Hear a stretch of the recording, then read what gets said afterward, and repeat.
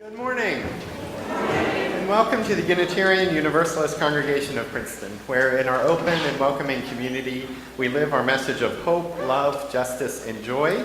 If you're visiting this morning, we're very happy that you've joined us. We hope that you'll stop by our newcomer table after worship so that we can add you to our e-list and make sure to invite you to all of the different ministries and events and programs that we have happening here at UU Princeton. There are a lot of them, and you're invited to all of them. So please stop by the table so that we can give you a good welcome. We have a few announcements this morning. The first is, how about that parking lot out there? Isn't that great?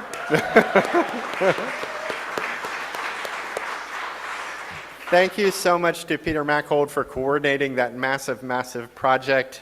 Thank you to you all for your flexibility as we've worked with different schedules this week. And also a special thank you to everybody who contributed to our endowment over the years. We were able to have that project happen because of the strength of our endowment, planned gifts given over the years. So thank you to everybody who supported that fund, to Peter, and to everybody for your flexibility as our parking lot project happened. We have a brunch after worship this morning. Everybody is invited to stay. The Women's Alliance is our host. They are serving a delicious meal, including homemade soups and quiche. If there was perfect weather for homemade soups and quiche, it is this morning. So stay after worship and enjoy that. Your generous donations will help charities that support women and children through a grant process that the Women's Alliance coordinates. You'll see in happenings in your order of service that the spring sale is coming up. This is a huge event where we fill this entire building with items for purchase by folks in the community, and all the profits go towards social justice and outreach grants. There's an informational table in Robinson Lounge where after worship you can find out how to contribute items, how to help with the sale itself. And new this year is a 50-50 raffle that we're holding at the same time as the spring sale. You can learn about that new event and how to buy your tickets at that table also. As we enter the Passover season, the Celebrations Ministry is sponsoring a Seder celebration for all ages on Saturday, April 19th from 6 to 8 p.m. in the Founders Room on the other side of the building. This will be a UU-influenced tradition, not just reserved for people of the Jewish tradition, but for everyone in our congregation and our friends who would like to participate. The request is for a $5 donation per adult, and children are free. Please bring a dish to share. And you can find details in the bulletin, in e-happenings, and in Skylights as well. There's a sign-up genius on the website. If you'd like to let us know you're coming, that would be great. And also this month in the lobby after services, you can sign up to sustain and promote Unitarian Universalism in the Central East region by becoming what's called a UU Chalice Lighter. Small contributions from UUs throughout the region fund Chalice Lighter grants that help enliven congregations. Your small donations will help support congregations like ours, and often ones that are smaller than ours with less financial support, to hire essential staff, complete building projects, or roll out programming. The first 20 people from our congregation to sign up from our congregation to be a Chalice Lighter gets this exclusive gift, a UU candle that says "Progress, not perfection, words to live by." Sign up today, first 20, you get a candle. There ends our announcements, but do keep an eye on happenings in your order of service and your email. Lots of stuff is happening here. This is a very busy time of year for our congregation, and we'll get out word about everything through this or through our emails. And now, grateful for each and welcoming all, let us be together for a time of peace and balance and breath. Let us pause together to remember the good, to seek the true, and to witness again the diverse, creative beauty best known in beloved community. Come, let us worship together.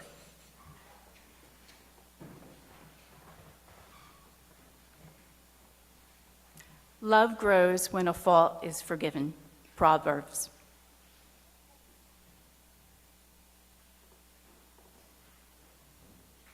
And now, with members of our Rainbow Ministry leading us, we will pause to observe the 2025 Day of No Silence. This was started in the 1990s as a day of protest against the harassment and discrimination often faced by LGBTQ+ students in school. Some students then pledged to be silent the whole day to draw attention to the ways in which threats and violence caused some students to be silent about who they really were. Back then, it was called Day of Silence, but just last year in 2024, it was changed to Day of No Silence for those who can speak must in order to create schools and indeed a country of respect, dignity, and safety for all. As renewed calls for harassment and discrimination echo from powerful places in our nation, the need to speak a more compassionate and just reality into being is urgent. This urgency is itself a call for all to be able to speak with love and justice into being able to do so as often as possible. And yet we know too that the urgency itself is a sign that not everyone can still safely do this. So for our observance this morning, we will blend silence and our voices, blending them both in solidarity with those who still must be silent, all or part of the time, and in partnership with those working to build a country where silence is no longer needed by anyone. May our voices and our silence be a part of a great moral and religious movement that affirms the sacred beauty and worth of LGBTQ plus people. And may silence one day never be needed by anyone. We'll begin with our litany. You have a response in italics. It's in the insert that you were handed when you walked in this morning.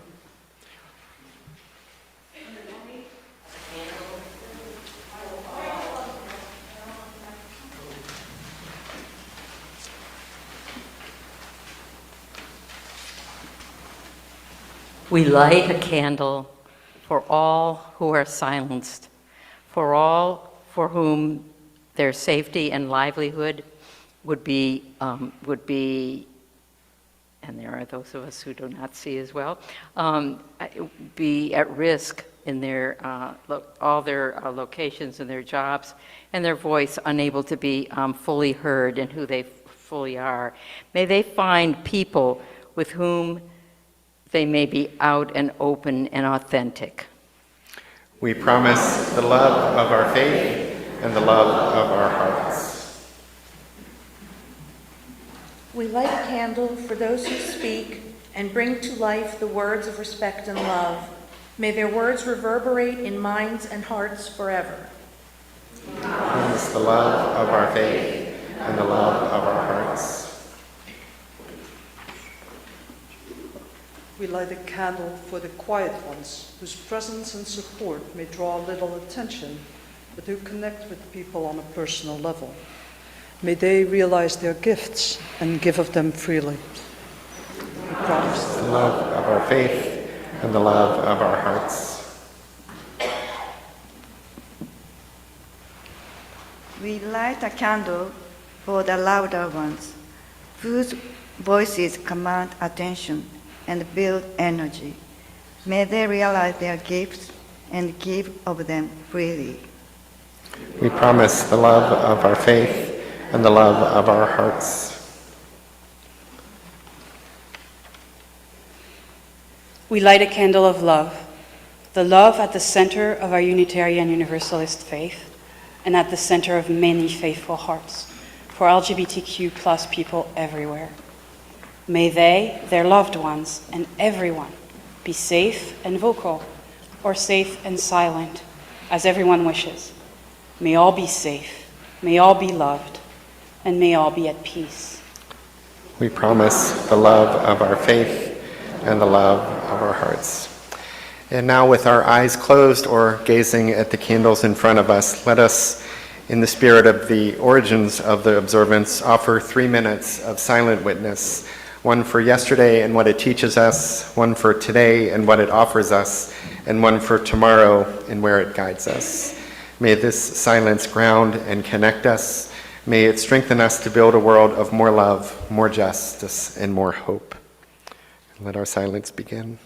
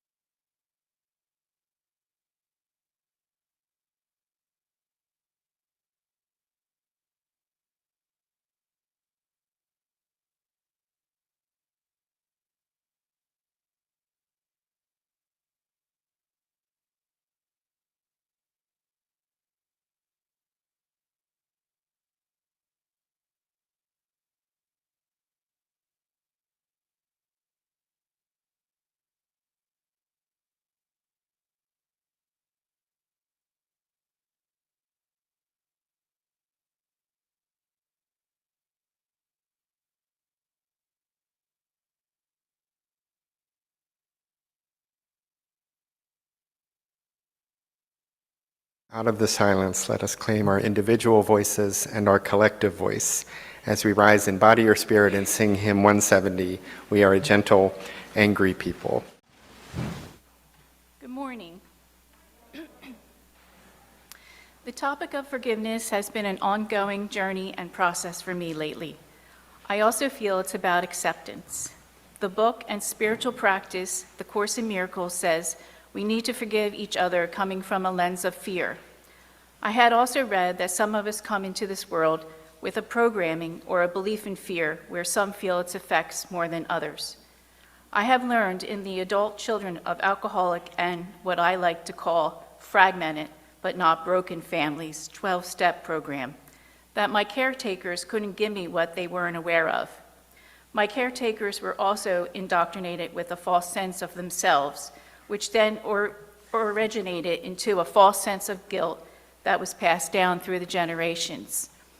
So I have forgiven my caretakers by working on understanding that they were coming from a lens of fear, but that there was love underneath, and to be grateful what I do have in our relationships. For example, my eldest brother not only saved my life, but showed me I can have fun again after a challenging time in my life.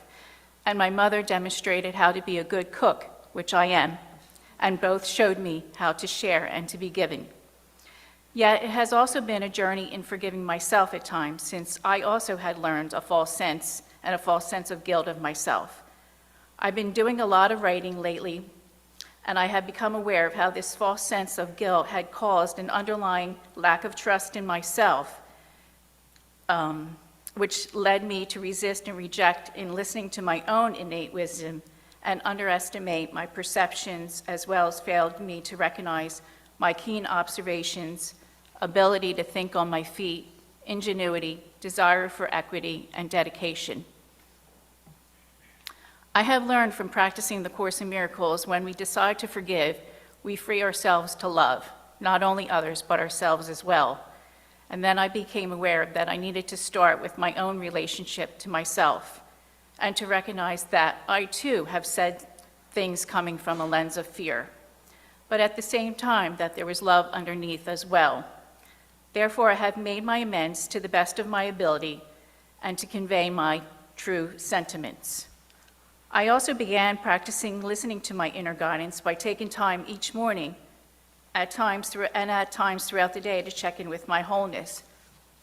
Then one day, I felt that I didn't listen to my inner guidance, and I recognized that I didn't feel a sense of guilt, and I decided my inner guidance is redirecting me. And later, I was able to connect in a way that was productive and harmonious.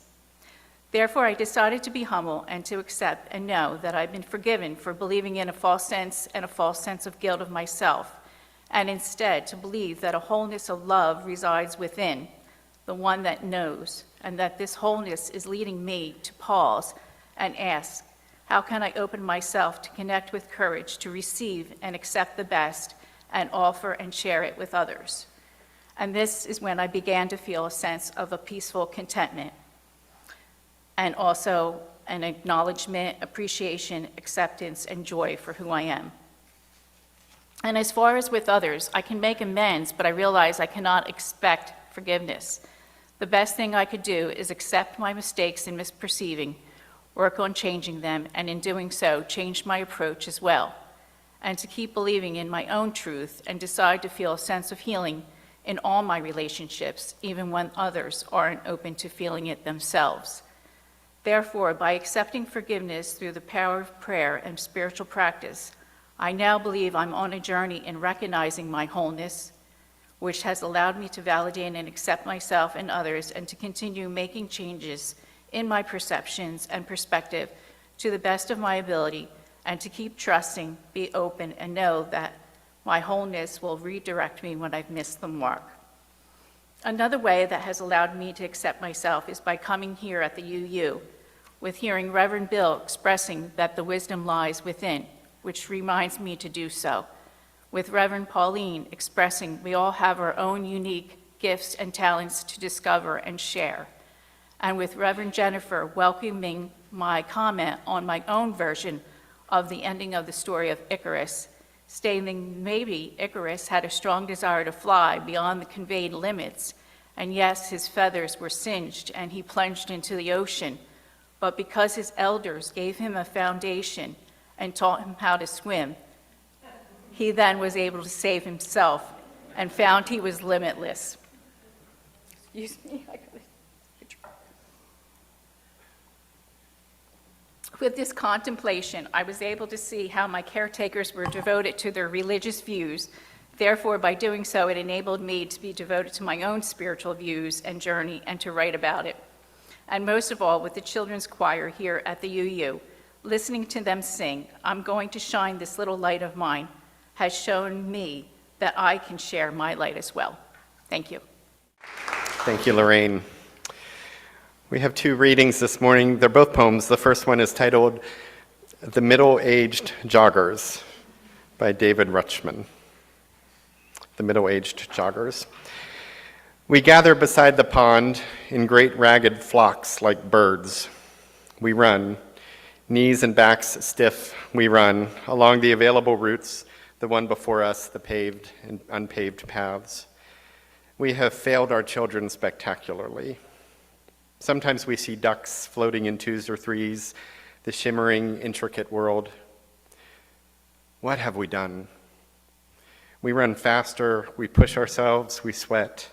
We take so much pleasure in the effort, the running, shards of sunlight on the surface of the water. The oceans rise and boil, the sky thickens. They won't forgive us. We run faster. In the poem, I Am Running into a New Year by Lucille Clifton. I am running into a new year, and the old years blow back like a wind that I catch in my hair, like strong fingers, like all my old promises, and it will be hard to let go of what I said to myself about myself when I was 16 and 26 and 36, even 36, but I am running into a new year, and I beg what I love and I leave to forgive me. Once the Buddha was sitting peacefully underneath a tree, meditating and unminding his own business, when a stranger came up to him, absolutely furious, although no one could really tell why. The stranger just loudly berated him and threatened him with violence before leaning in very closely and spitting directly in the Buddha's face. Everyone froze around the Buddha at that point, even the angry one. All watched to see how this great teacher of peace and non-attachment would respond. And the story says that he responded by wiping off of his face and saying, "What next?" With this, the Buddha confused everyone, which is a common occurrence in stories about him. The angry man, foremost among the confused, didn't know what to do. Perhaps he had expected a fight. Perhaps he expected an apology for something, perhaps an explanation. Perhaps he was testing this great teacher to see if he would live up to his reputation. Commentators seem to put some emphasis in that interpretation, perhaps because that happens in some other stories too. Bandits and novices and those who desired the veneration that he received would try to bring him down and raise themselves up in that way sometimes. It never worked, but they tried, and perhaps that's what this angry person did when he spat upon the Buddha. But the Buddha did two things in response, one expected and one unexpected. He first wiped off the spit, that would be expected. And then he asked, "What next?" No one saw that coming. The first response was to take care of himself, to wipe off the spit, to clean himself up. The first response was one of self-care, to remove as best he could what had defiled him. Before whatever would come next, he would remove the offense as best he could from his life and his body. And then he would engage the other in a way that surprised everyone, but engaging the other, even for the Buddha, only came after tending to one's wound. Would he forgive the angry man? Likely. He's the Buddha, after all, seems in character for him. Would he allow his followers to punish the man? Unlikely. That too happens in other stories where someone insults the Buddha and his students want to seek vengeance. He disallows that then, indicating that he would disallow that sort of behavior today as well. Everything lines up for some sort of immediate forgiveness, message of forgiveness, and a warning to his students to not choose violence or retaliation, even when an obvious slight has been committed against you. But instead, he simply asks, what's next? Placing that choice squarely before the angry man who had just insulted him. In essence, when he was tempted to react, he only did so in the way that he took care of himself. He did not react in a way that would influence the angry person's next choice. 500 years after the Buddha, Jesus, much more of a Jewish prophet than anyone else at that point, taught something that sounds familiar. He said that if someone slaps you on the right cheek, turn and give them your left. If someone slapped you on the right cheek, you were probably getting a backhand. And Jesus' command to turn the other cheek would mean they would have to hit you with their palm. That's important because in that time and location, a backhand was a way to greatly insult someone, only with less status than you had. It's still kind of that way today. Whereas a slap with the palm was something that you only did to an equal, more akin to a punch. It was all violent and all an insult in some settings, punishable by law.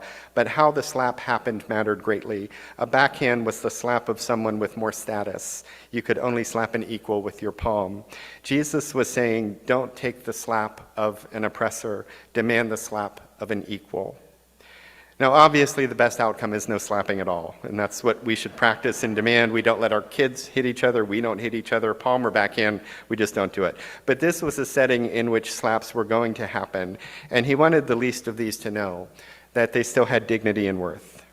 That was his lesson and his teaching. He would then say that if someone sued you, you give them more than they sued for. And if they demanded that you walk a long distance with them, go even longer, hence the go the extra mile saying.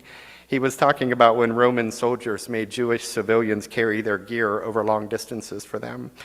All of these sayings, through liberal religious lenses like ours, are interpreted to be teachings of agency and worth, of dignity and freedom, taught by a Jewish prophet specifically concerned with the oppressed and prophetically called to lift them before the powerful. There is indeed the popular attribution of don't return violence for violence to these teachings and don't retaliate, and that gets looped into being quick to forgive, which is what much of his later ministry becomes about. All that is going on right now in the Christian calendar, it's leading up to forgiveness and the new life that can be found through that gift, through that grace. The fasting, the praying, the giving. Each Lenten act is best thought as a small act of atonement leading to forgiveness. But before that, using a liberal lens, Jesus in these teachings instructs that the least are not the least of anything, or if they are viewed as the least, they are to assert creatively and without further violence their worth. It is a message of not returning violence for violence, but that message is centered in the inherent worth of those society viewed as worthless. The Buddha, and 500 years later, Jesus, would begin what are expected to become teachings about forgiveness with the inner lives of the people who've been harmed. The Buddha, who always tends to the interior before tending to the exterior, cleans himself up and then reacts in a completely open way, so much so that it's about as close to a non-reaction as you can get. Jesus, teaching with an anti-oppressive lens, reminds the powerful of their own inner dignity, which subverts the power structures then and now. Both begin with, I will clean myself up, I will know that I am worthy of dignity, and then I will respond. And indeed, both of these teachers are all about forgiveness. That is where all of this is going. But for neither of them is forgiveness a switch that you flip and it turns on and enlightens everyone. It starts within, and then moves among, and then moves beyond. And that process is different for everyone. Sometimes it is easy to accept forgiveness of self or other pretty quickly. Sometimes it takes years and decades. Sometimes forgiveness is withheld by the self or others because it's not an authentic offering yet. It feels forced or expected, and so forgiveness may be spoken, but not really believed. And sometimes when we've withheld forgiveness of self or other for a very long time, then withholding becomes so much of a part of who we are that it's unsettling to even think of not carrying it around anymore. Accepting forgiveness of self or other would feel like losing a sense of who we are. I was in a seminar once where a social worker compared this sort of thing to carrying around a load of bricks. At first, maybe I'm carrying a brick or two of forgiveness and I'm just not ready to put them down, but those bricks get heavier the longer that I carry them, and then other bricks come along too because life never stops offering them, and everything eventually gets too weighty. But at the end of the time, I won't know who I am if I put these weights down. She said that one way or another, the weights are going to be dropped, and concluded by saying in her social worker way that her work was to help clients come up with strategies to release what they could mindfully so that it doesn't all come crashing down around them. I don't know much about social work, but I was reminded as she was speaking of a poem titled The Healing Time by Pesha Gertler. Pesha Gertler writes, "Finally on my way to yes, I bump into all the places where I said no to my life. All the untended wounds, the red and purple scars, those hieroglyphs of pain that carved into my skin, my bones, those coded messages that send me down the wrong street again and again where I find them, the old wounds, the old misdirections. And I lift them one by one close to my heart and I say, holy, holy." What has become holy for the poet is the journey, one that begins within and moves toward her yes, the healing of which she writes, which is going to be different for everyone and will not be timed or scheduled, but lived in the moments that follow changing moments, comes from within and then moves beyond. She faces what she calls the misdirections and names them as holy, and that leads her to a life of yes.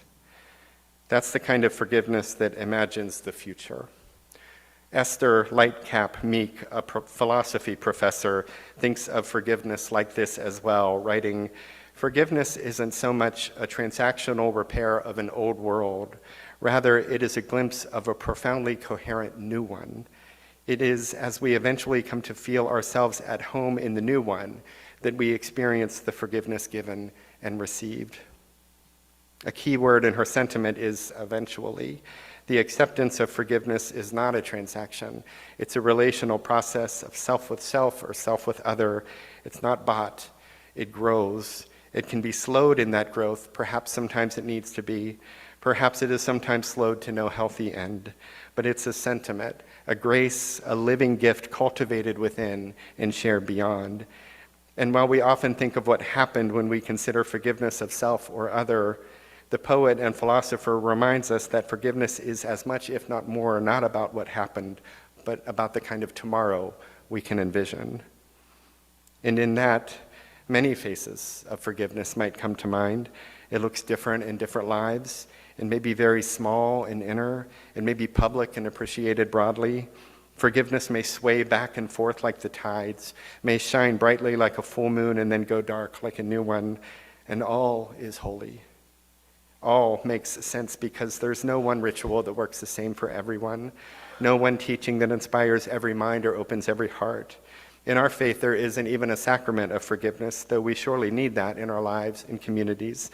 Not the sacrament, just the forgiveness. We surely are not beyond its scope. We have our misdirections, our wounds inflicted within and beyond. We surely should not think of ourselves as beyond the need for forgiveness, and instead center ourselves within its universal grace. Sometimes that's a quicker and easier thing, and sometimes that takes time. It did not take time for the guy who spat in the Buddha's face to seek his forgiveness. In the story, after the Buddha says, "What's next?" the angry one just goes away for a very restless night. He can't sleep, can't stop thinking about that response. He wrestles with it. His conscience awakens, replacing the ego that caused the character test, if that's what it was about, replacing the anger, if that's what it was about, replacing the need for an apology or explanation, if that's what it was about. His conscience, his inner moral voice awakens and brings him back to the Buddha the next day, where he asks for forgiveness.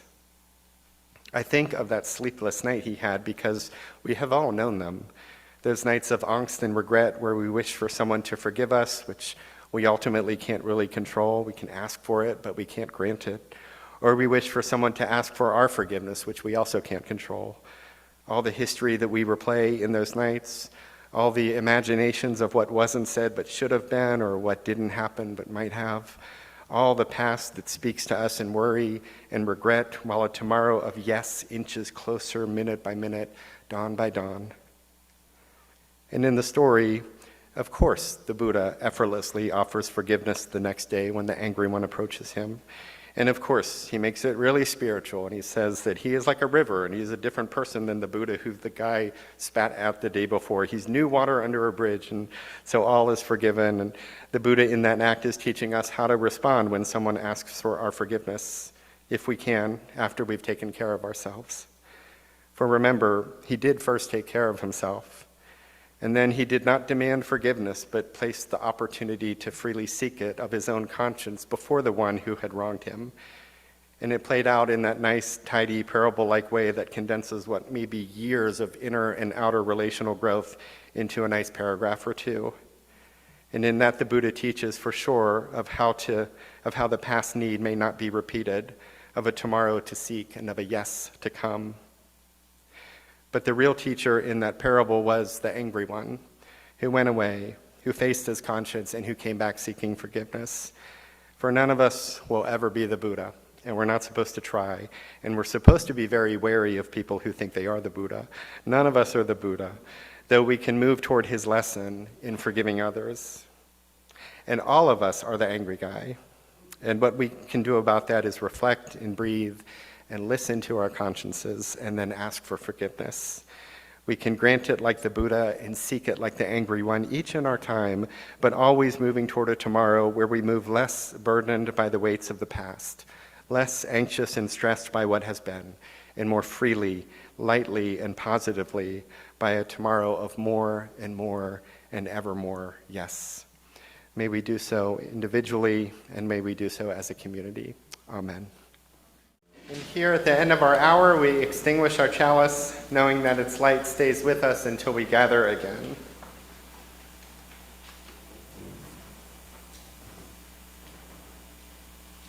Go forth grateful for the moments before you, the breath within you, the people among you, and the Spirit guiding you toward lives of love and kindness.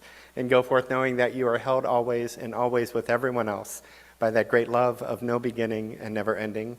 Go in peace, and amen.